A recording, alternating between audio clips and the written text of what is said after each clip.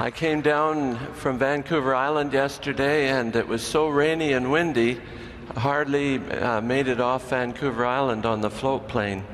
So I'm grateful to be here to be able to talk with you about detoxification lifestyle. What I'd like you to think about as I'm talking is key toxin avoidance strategies that we can all use in our lives for prevention of chronic disease, and ways that you can implement these strategies, including diet, nutrient supplementation, and lifestyle, to optimize the mobilization of toxicants, detoxification pathway function, and excretion of the biotransformed toxins. A very simple concept is the total toxic load, and that results from the total exposure to toxicants we have minus the ability to biotransform and excrete those toxins. Detoxification is more accurately described as the biotransformation of toxicants, and that involves two steps. Phase one, where the toxicants, whether they come from inside the body or outside the body, are activated by a series of enzymes, and then shunted over to phase two, where something is added to the toxicant to make it more likely to be excreted. This is a simple diagram that explains what I just said. We have the parent compound that comes into the cytochrome P450 phase one enzyme systems, where they go through various chemical reactions such as oxidation, reduction, or hydrolysis. And then that activated compound is usually more toxic than the original parent compound. And then that activated compound is shunted over to phase two, where something is added to it, and that could be a glutathione molecule, or it could be a single or double carbon molecule, or an amino acid. This is a more complex diagram of what I've just said, and the toxicants, whether they come from outside or inside the body, they go through phase one, the cytochrome P450 system, where they become activated, and then shunted over to phase two, where something is added. And this makes them more water soluble and more likely to be excreted. Now these detoxification or biotransformation reactions, they take place not just in the liver, but in all the cells lining the intestine, our lungs, our brain, kidneys, and skin. Now, often people will come to you in your practice and they'll say, "Doctor, I want a detoxification program." And when I explain to patients that we don't have a program for them, but what I encourage them to think about is lifestyle. Because lifestyle means lifelong best practices. And who is the best person to model this? Well, it's you and I, of course. Now, this is a picture of the Canadian men's 8 rowing team.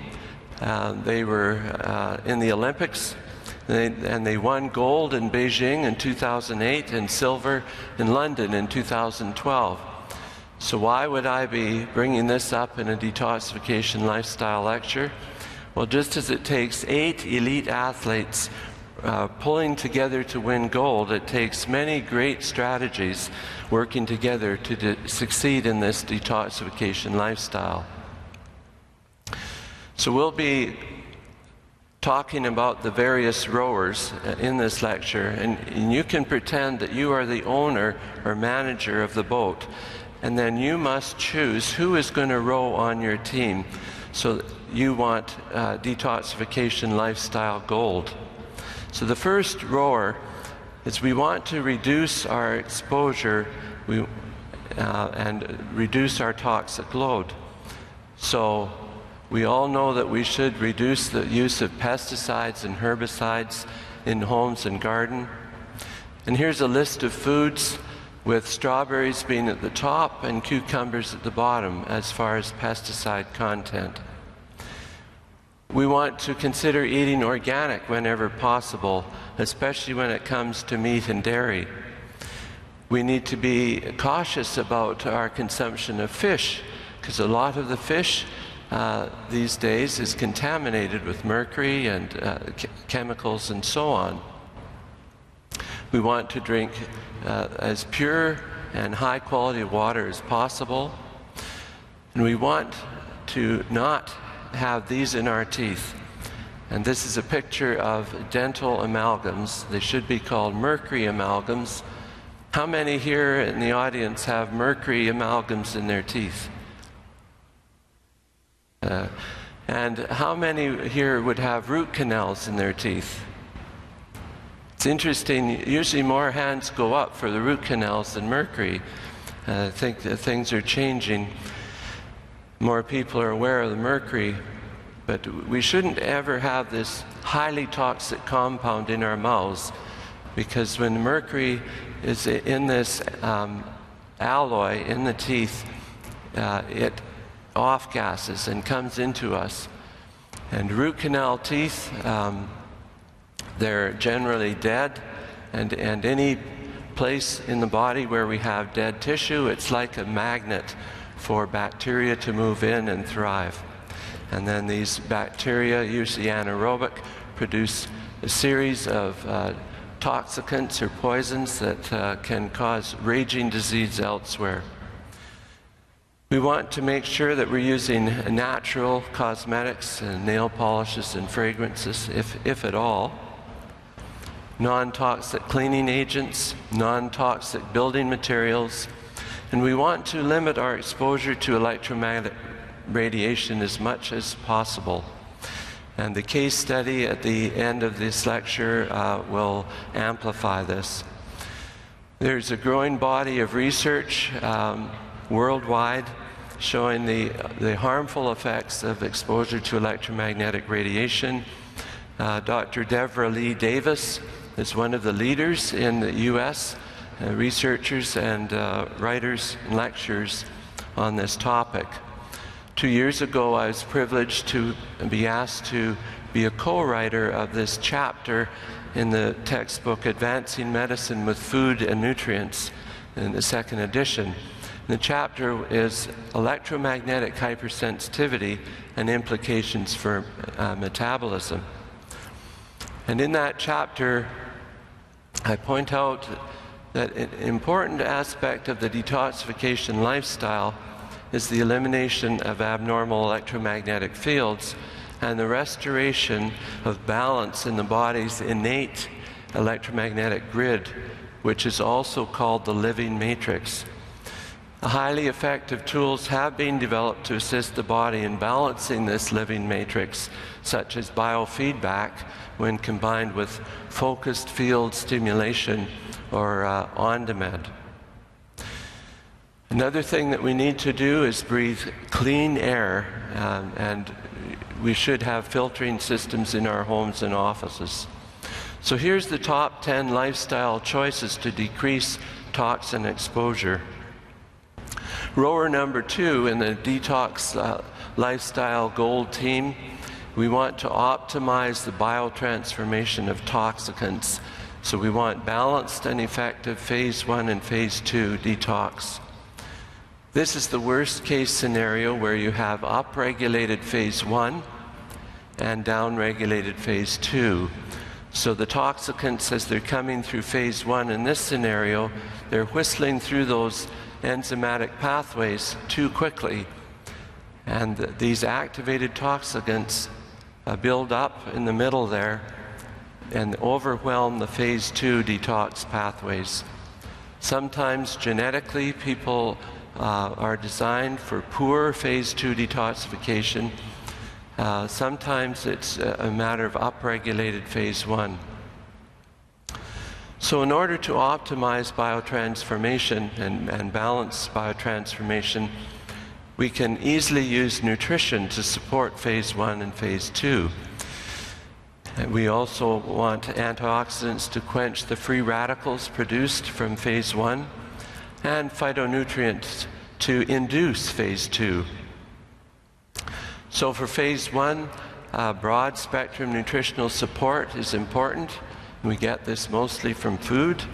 And phase 2, we want to supply the cofactors such as whey powder, N-acetylcysteine, glutamine, glycine, sulfur, and so on. This is really the crux of the matter. We want to eat a rainbow diet, a variety of plant foods mostly, of different colors, several times each day. These will produce or provide the antioxidants needed to quench the free radicals produced by phase 1 reactions. And here is an example of polyphenolic antioxidants such as flavonoids, the isoflavones and lignans. So flavonoids can come from ellagic acid or green tea, catechins. There's the class of glucosinolates from the cruciferous vegetables and monoterpenes from citrus fruits and cherries. So here's pomegranate, which is a great source of ellagic acid, as you can see. Here's one of my favorite vegetables, broccoli in the cruciferous family. I have steamed broccoli every day at supper time, and I put a lot of kale in my shake, as I will show you shortly. There's also milk thistle that we're all familiar with, curcumin that comes from the spice turmeric, carnosol, and then the last three come from the cruciferous vegetables, indole 3-carbinol, diindolylmethane, and the sulforaphanes. Now, rower number 3 in our Detox Lifestyle Gold team, we want to increase mobilization of stored toxicants. So we can do that in various ways. Losing fat mass is one way, exercise, chelation therapy using either natural chelates, such as come from the alginates, from algae and seaweeds, or we can use pharmaceutical chelators such as oral DMSA, IV or oral DMPS, and IV EDTA. In our clinic, we have a far infrared sauna. Patients use that as part of their detoxification strategy. Here's a picture of a person having EDTA chelation therapy. And EDTA chelation therapy involves administering this intravenous chelating agent, which will remove heavy metals from the body. Chlorella is a very good chelating agent, a natural chelating agent, and it's been extensively studied and used in Japan. And this will increase the excretion of various metals such as lead, cadmium, uranium, mercury. And it will accelerate elimination of chlorinated hydrocarbons. Rower number 4 on your Detox Lifestyle Gold Medal team, we want to decrease the redistribution of toxicants and increase the excretion. And we do this through the Bowel Health Program, or the 5R program, which involves removing things that shouldn't be in the gut, replacing things we're short of, re-inoculating with the friendly bacteria to repair or regenerate, and we want to retain what we gain. So in minimize redistribution, one simple strategy is to increase the various types of fiber in the diet. We can also use cholagogues or choleretics that will increase the production of bile and flow of bile through the liver. So there's various foods such as artichoke, Oregon grapefruit, dandelion, and glucaric acid. Sweating also enhances the excretion of toxicants, and that's induced with exercise or with sauna work. Now, enhancing the fecal excretion through the biliary route, D-glucuric acid is very helpful for this. And it's found in the cruciferous vegetables, citrus fruits, apples, apricots, and so on. And the importance of glucuric acid is that it inhibits this enzyme called beta-glucuronidase. And beta-glucuronidase is found in the bacteria in the gut. And this enzyme will cleave toxicants that have attached themselves to bile.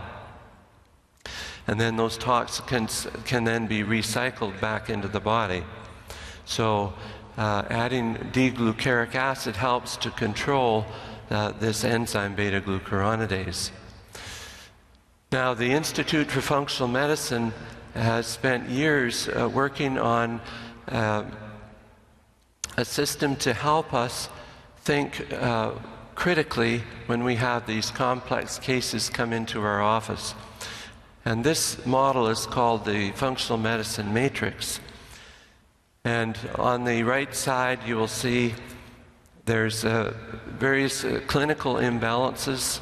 There's 7 of them, starting at the top: assimilation, defense and repair. On the right side, energy, biotransformation and elimination, what we're talking about today. And then in the center of the matrix is the mental, emotional, and spiritual aspects of the patient. And on the left side are the antecedents, triggering events, and mediators. And then at the bottom, the foundation for the matrix are the personalizing lifestyle factors, such as sleep and relaxation, exercise, nutrition, and so on. So I will use these lifestyle factors as the next rowers on our detox lifestyle team. So rower number 5 is nutrition and hydration. We must always start with food. And you can see here's a market to be found in many countries. I was privileged to lecture in Korea at the end of June, and we attended some of the old markets there and looked just like this. The Institute for Functional Medicine put on this symposium at the end of June. This is their annual symposium. And this year it was Functional Perspectives on Food and Nutrition, the ultimate upstream medicine. And the entire 4 days looking at nutrition could be summed up by Michael Pollan's book, Food Rules. There's 3 statements here that are easy to remember. Number 1, eat food. And I've put in brackets, real food. Number 2, we need to eat mostly plants. And number 3, not too much. So those are easy for us to remember when we're meeting with patients. We need to think of the rainbow diet. We need to be eating foods that are the various colors of the rainbow several times each day.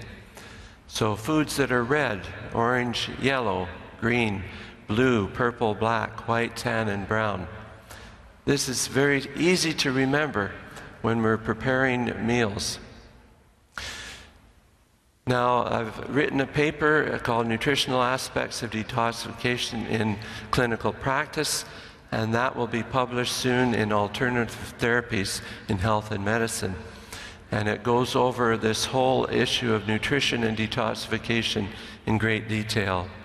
I'm often asked, what do I eat? Well, I make a nutrient-dense shake 6 days per week. And I drink a half of it at breakfast, and about a third for lunch, and then the rest for a late afternoon snack. At supper, have some sort of animal protein, so I'm type O blood, plus a big plate of steamed vegetables of various colors, followed by a piece of dark chocolate. Sometimes it turns out to be 2 or 3 pieces. And then one day a week I give my gut a day of rest from food and have a detoxification day. And I use medical food products designed to help support detoxification pathways. I drink lots of water, do some walking, worship, sleep, and spend time with my family. When people ask me what I put in my shake, and I hand them the recipe, and this is what I put in my shake. I start with a big bowl of berries, 5 kinds of berries: blackberries, raspberries, blueberries, cranberries, and strawberries. And then I put in a whole organic lemon, peel and all. And then I put in a whole grapefruit, minus the peel, 1 raw egg, whole bunch of kale, a salad bowl full of mixed greens, 1 cup of whey powder, 4 drops of iodine, 1/8 of a teaspoon of Himalayan salt, a handful of almonds, teaspoon of xylitol, a 1/2 cup of turmeric, my favorite anti-inflammatory spice, 1 teaspoon of inulin that comes from the chicory root, 1 cup of plain yogurt, 2 teaspoons of prickly pear cactus, and that's a wonderful fiber that slows down absorption of sugars, 2 teaspoons of hemp seeds, 1 teaspoon of acai berry powder, a tablespoon of dark cocoa, and 1 heaping tablespoon of virgin coconut oil. I make sure I drink adequate water throughout the day, high quality water. Now the next rower is number 6, exercise and movement.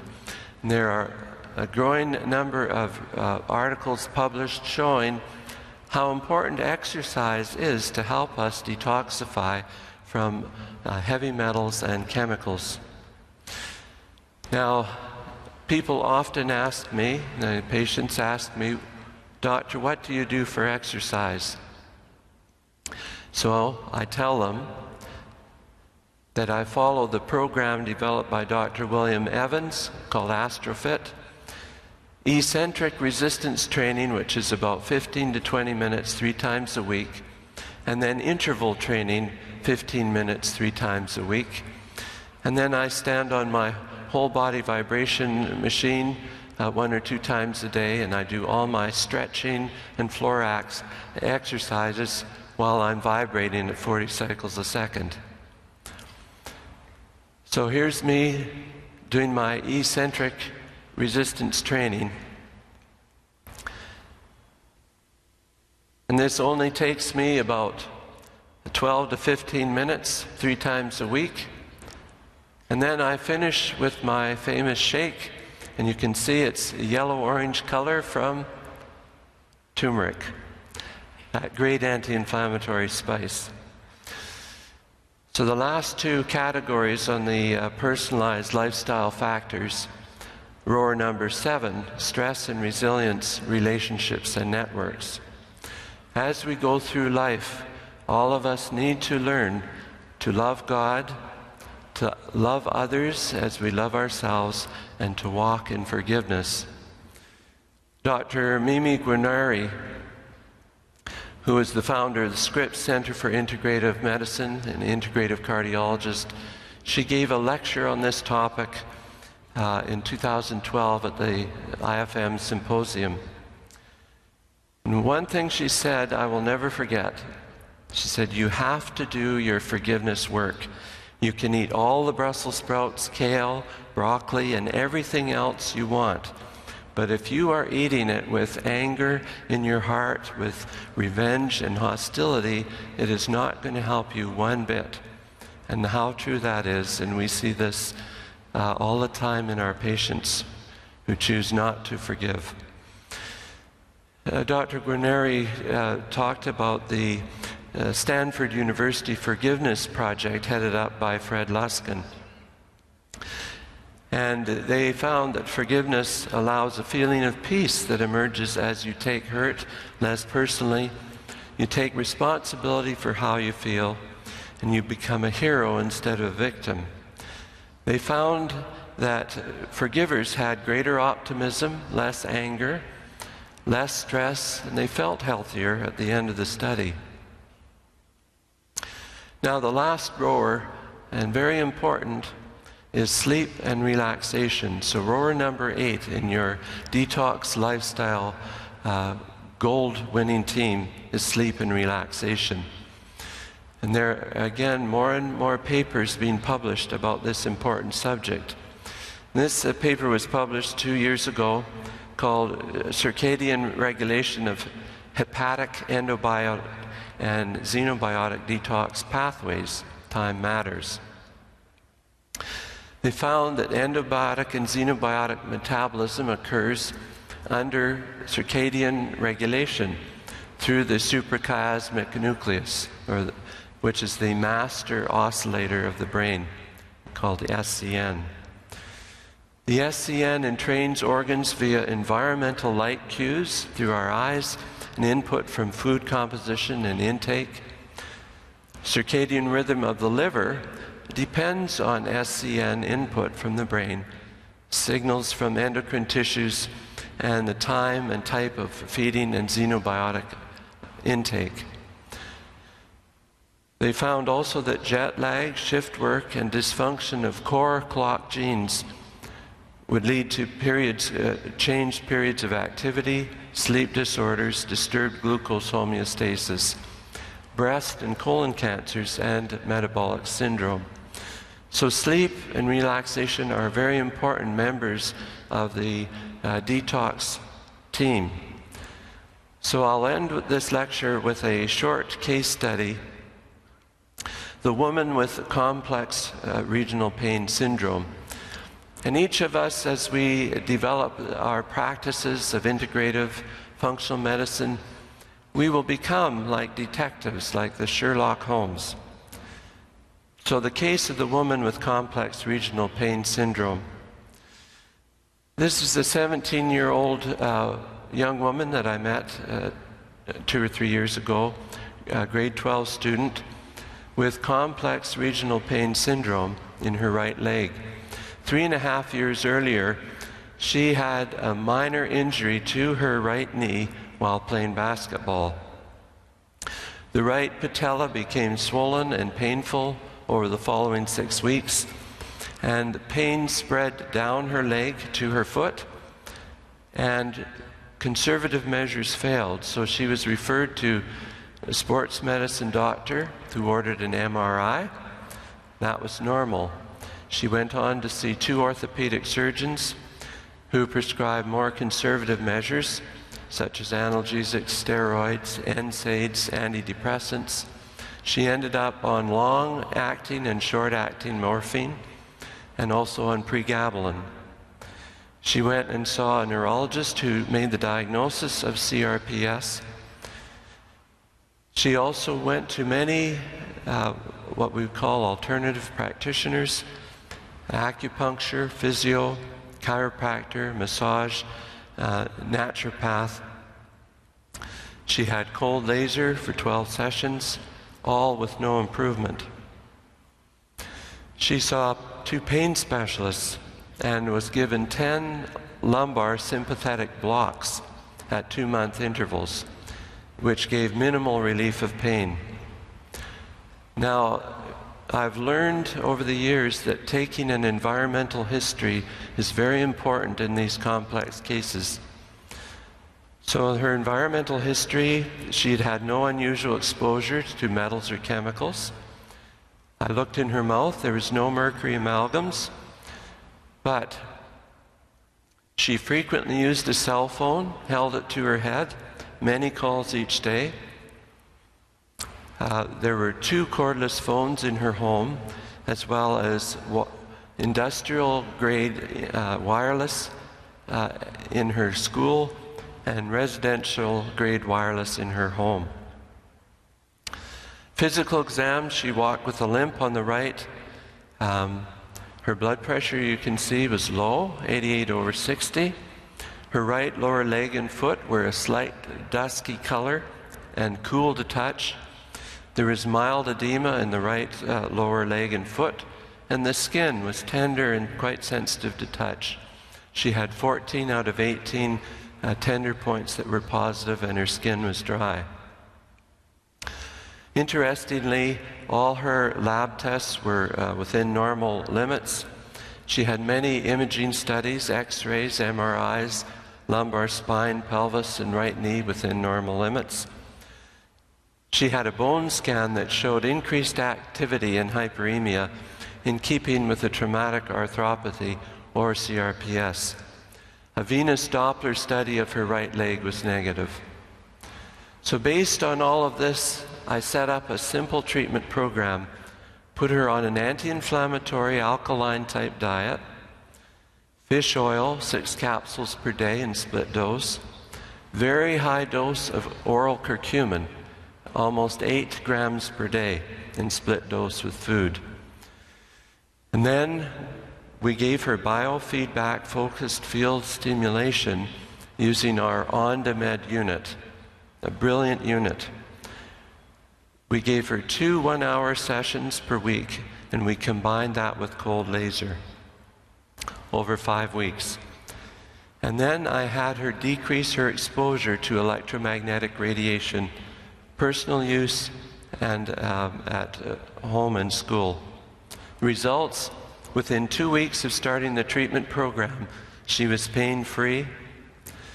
Her right knee and lower leg, normal temperature returned, the color returned, no further swelling. She was able to wean herself off pregabalin and all the morphine she was on. The pain and disability did not return, and she went on and resumed an active lifestyle, going on to university. So just as it takes 8 elite rowers pulling together to win gold, it takes many great strategies working together to succeed in a detoxification lifestyle.